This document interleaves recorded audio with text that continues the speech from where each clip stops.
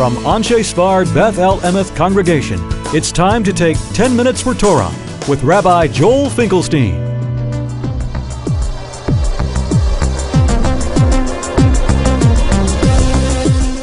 Welcome to our discussion of Shavuot in defense of sleep. As we know, there's a beautiful custom to stay up all night on Shavuot night. The idea being that since the Jews at Sinai stayed up, they did not stay up, they slept the night before they got the Torah. So we should do better than that. We should stay up all night to learn. Certainly a beautiful opportunity to celebrate and learn Torah on Shavuot, the holiday of Matan Toratenu, of receiving of the Torah. It's a great idea, and it can be a beautiful experience, a time when you can learn straight from 11, 12 o'clock at night, straight, no interruptions, all the way to 5, 6 o'clock in the morning, until you daven an early Shachris. However, today I'd like to focus on the other view. The most famously, the Rabbi Yaakov Emden in his Siddur writes that, look, if you're not sure that you can really daven the next day properly, and you will be able to really focus on your prayers at 5 o'clock in the morning after staying up all night, then maybe you should sleep. The Mishnah in Pirkei Avos, which really the Brisa in the 6th chapter, says that, called Kinyan Torah, it says, Miut Shena, one of the 48 ways to acquire Torah is to have less sleep.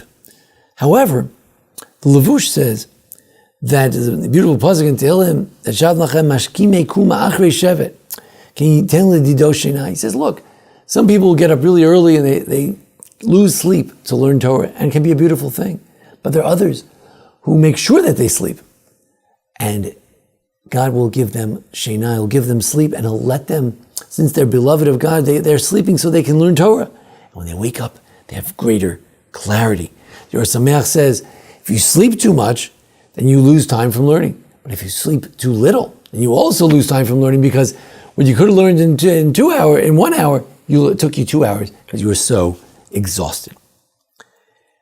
So we could say, in fact, to defend the Jews at Sinai, that the reason they slept the night before was, like the Rabbi Levi Yitzchak Verditchev, who loved to defend the Jews, he says, I'll tell you why they slept all night.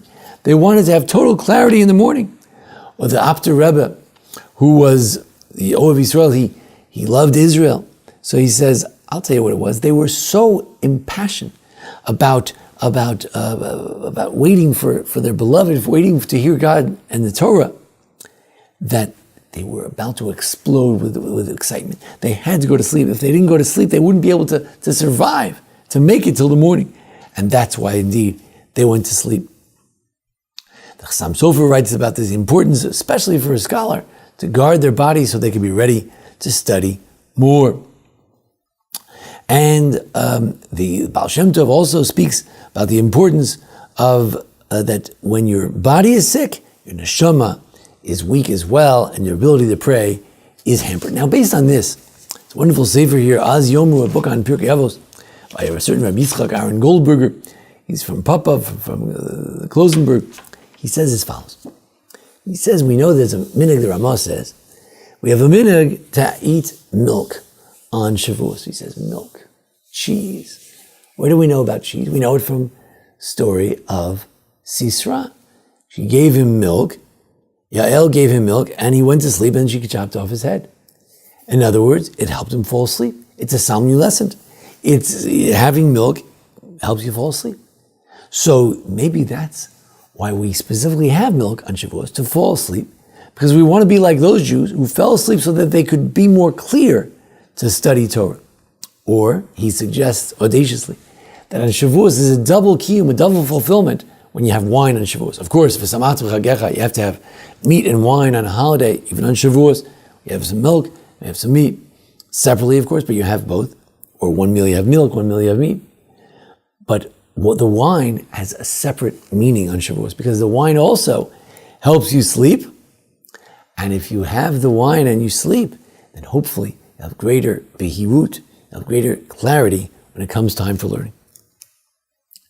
On the one hand, we have the idea of staying up all night, the idea that the Torah is acquired through miut shena. Then you gotta push yourself a little bit if you want to really acquire the Torah. There's only X number of hours in the day. We gotta push it. There's a lot of Torah to be learned. We gotta work hard. On the other hand, there's another value.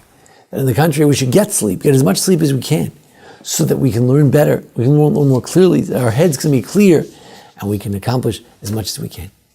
On Shavuos, if you stay up all night, try to get some good sleep afterwards, and then try to keep learning. It's Shavuos, if you're in Chutz La'aretz, outside of Israel, the 2 days. The second day, you should learn a lot. It's a day of learning in addition to eating and enjoying. We have to do both. Chetzi lachem, chetzi l'Hashem. Should do both.